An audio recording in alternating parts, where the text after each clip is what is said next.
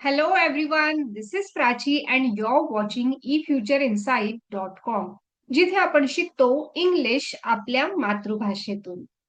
आजचा आपला विषय अतिशय महत्वाचा आहे जो आहे part of speech. Part of speech हे वेगवेगळे असतात. 8 प्रकारचे टोटल पार्ट ऑफ स्पीच आहेत. आपण टोटल सगळे स्टेप बाय स्टेप बघणार आहोत. ठीक आहे. तुम्ही लक्षात घ्या की जगामध्ये तुम्हाला अशी कोणती वस्तू माहिती आहे का की ज्याला नावच नाही? तर नक्कीच माहिती नसेल, कारण की जगात प्रत्येक गोष्टीला नाव आहे. ठीक आहे.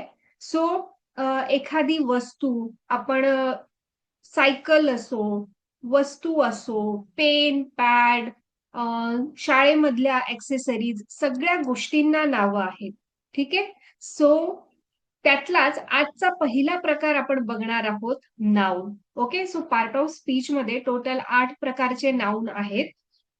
Noun, pronoun, adjective, verb, adverb, preposition, conjunction, interjection. Okay.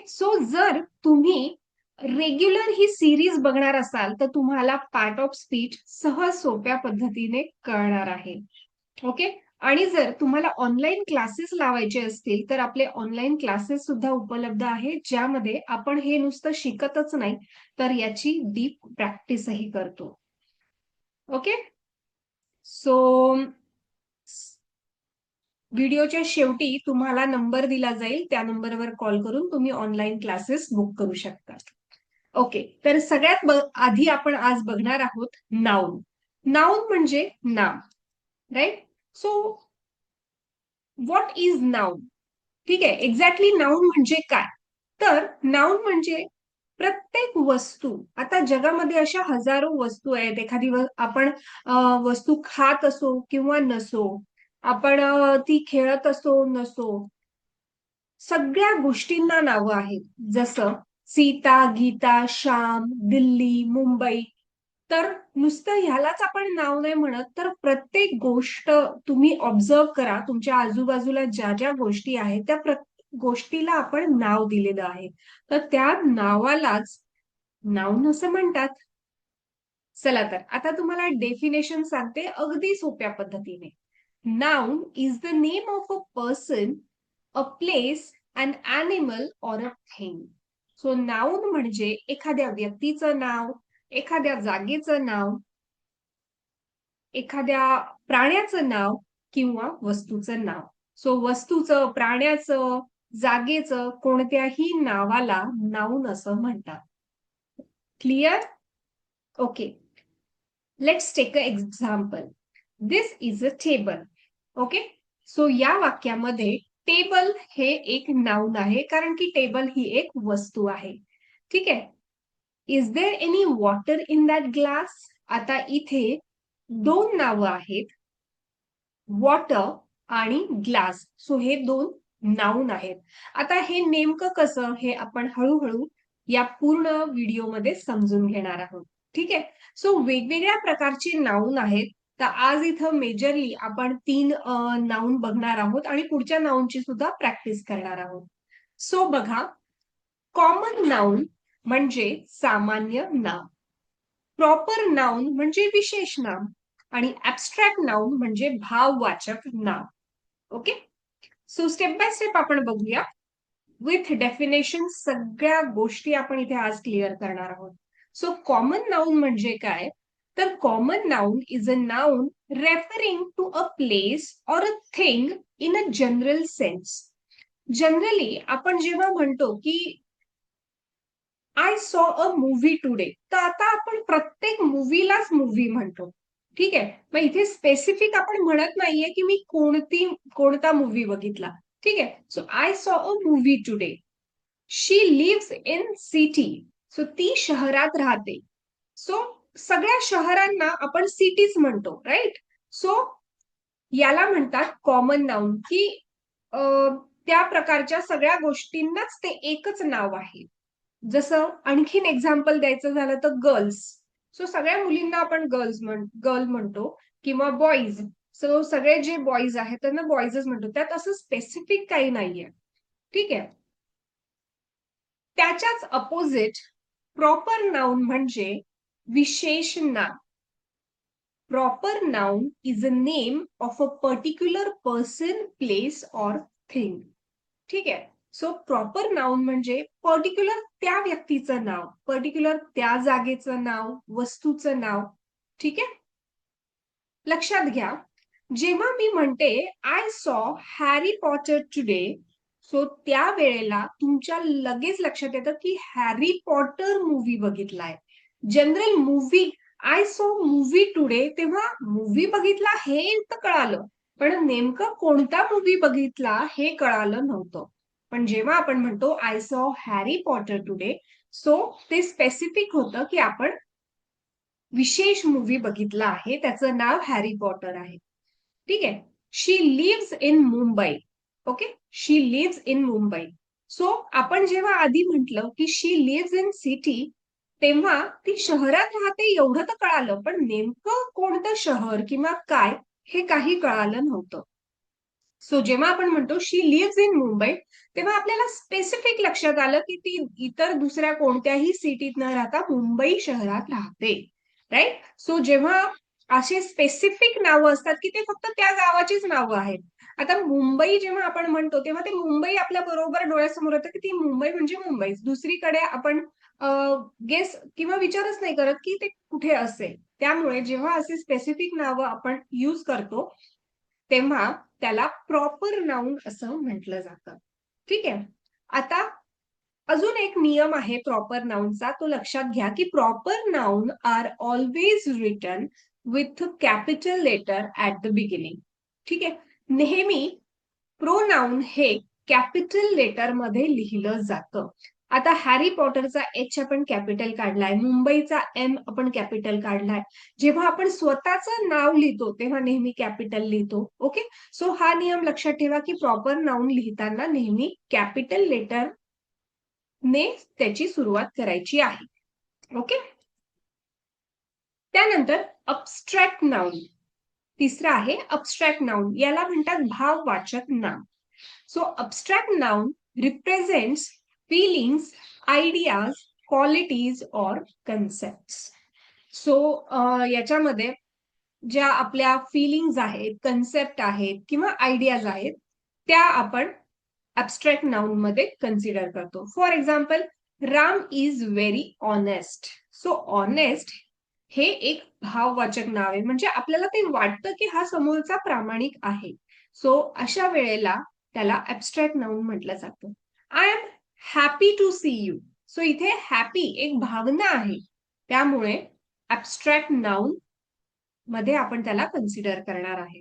तर लक्षात आलं तुमच्या की ज्या काही आयडियाज आहेत किंवा तुमच्या भावना आहेत, फिलिंग्ज आहेत, त्या जेव्हा आपण एक्सप्रेस करतो आहे तेव्हा ते अबस्ट्रॅक्ट नाउन मध्ये येतं. ठीक आहे. आता आपण आणखीन काही टाइप्स ऑफ नाउन आहेत, ते तुम्हाला एक थोडक्यात मी सांगते.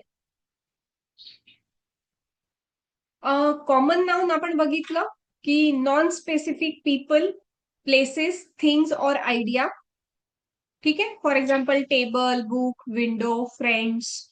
त्यानंतर प्रॉपर नाउन म्हणजे स्पेसिफिक पीपल, प्लेस आणि थिंग. ठीक आहे.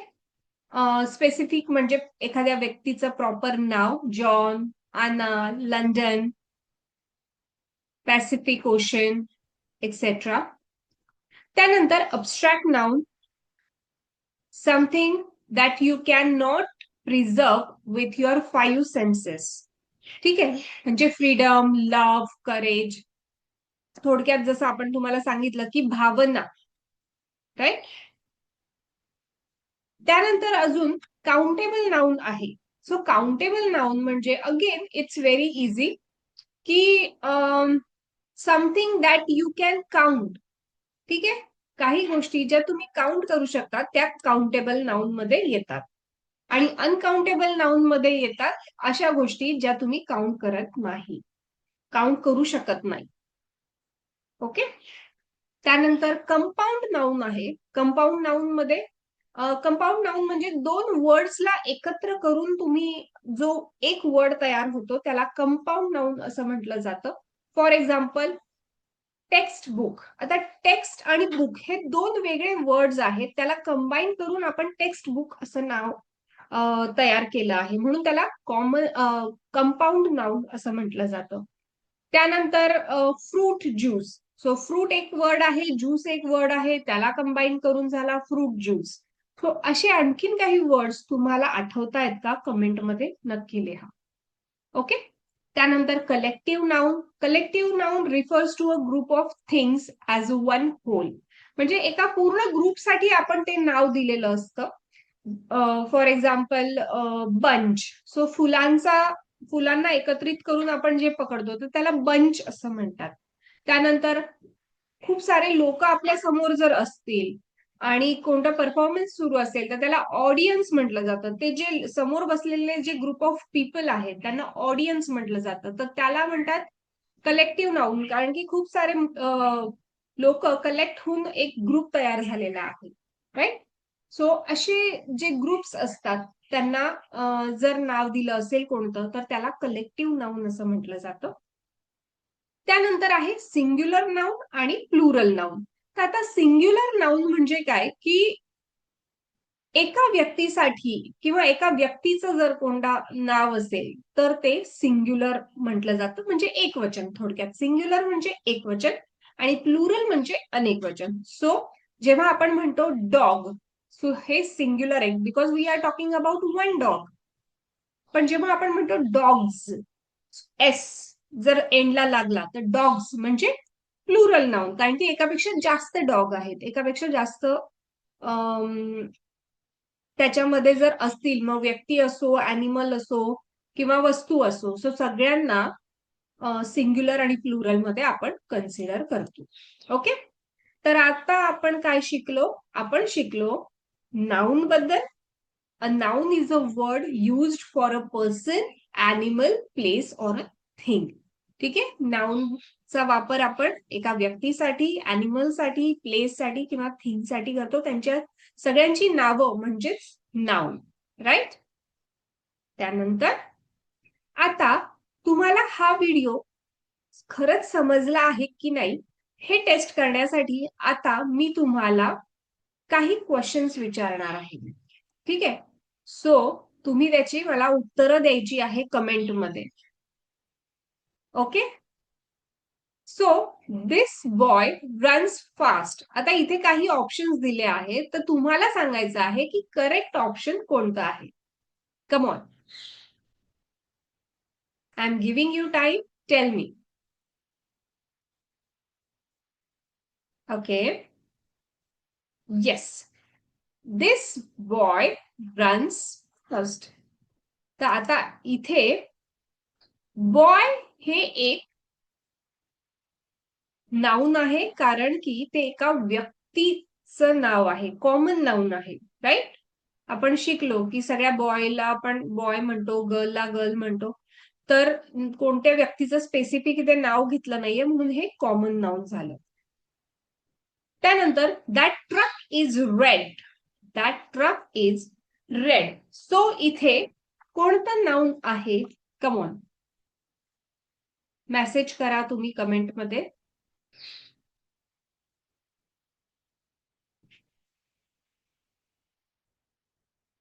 येस. सो इथे ट्रक हे नाउन आहे, कारण की ते एक वस्तू आहे. Truck. Okay. Next. Switzerland is a beautiful place.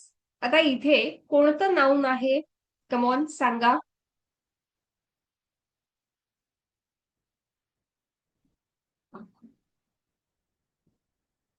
Yes. So इथे स्वित्झर्लंड हे एक नाउन आहे, कारण की ते एका जागेचं नाव आहे, विशेष नाव. Next. She is wearing a pretty dress. What is the noun here? Yes. इथे ड्रेस हे एक नाउन आहे. Next. Where did you put the book? What is the noun here? Did, put, book. Come on. Correct. इथे book हे नाव आहे कारण की बुक एक वस्तू आहे. Right. So book is the noun here. Next. We have a wonderful old chair. What is the noun here? Come on, tell me. Yes. So chair हे एक नाव आहे. Next. She wore a pink and white watch. Come on, tell me what is the noun? Yes. So watch is the noun here. Next, the cat is sitting under the table. What is the noun?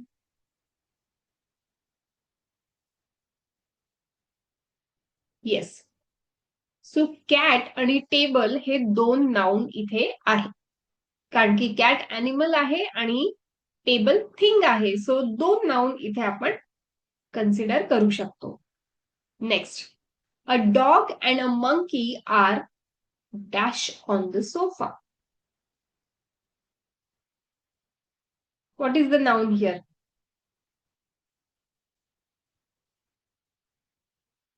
Okay. इथे तीन noun आहेत. Dog, monkey आणि sofa. Okay. Dog आणि monkey animal आहेत म्हणून आणि sofa ही एक वस्तू आहे म्हणून. Next. Lena has a breakfast. Lena has a basket of flowers. What is the noun here? Yes. So Lena, basket and flowers all are noun here. Okay. So तीन noun आहेत इथे. Lena, basket and flowers. Right? So I hope तुम्हाला noun म्हणजे काय हे नेमकं लक्षात आलं असेल.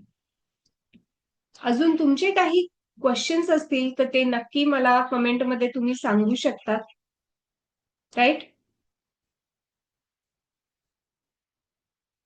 अजून तुम्हाला जर असे व्हिडिओ हवे असतील तर तेही कमेंटमध्ये सांगा म्हणजे मी अजून जास्तीत जास्त व्हिडिओ असे नक्की करेन. सोप्या पद्धतीने तुम्ही शिकू शकाल. डिस्क्रिप्शन मध्ये नंबर दिला आहे. जर ऑनलाईन क्लासेस तुम्हाला जॉईन करायचे असतील तर डिस्क्रिप्शन मधून ऑनलाईन क्लासेस तुम्ही जॉईन करू शकतात. ओके. किंवा तुम्ही कमेंट टाकू शकतात. तुम्हाला नंबर पाठवला जाईल. Okay, so thank you so much for watching the video and definitely I hope this will helpful for you. जर अजून चॅनल सबस्क्राईब केलं नसेल तर चॅनल लाईक, शेअर आणि सबस्क्राईब करा म्हणजे तुम्हाला जास्तीत जास्त व्हिडिओ मिळत राहतील. चला तर भेटूया पुढच्या व्हिडिओमध्ये. Till then bye bye. Keep practising.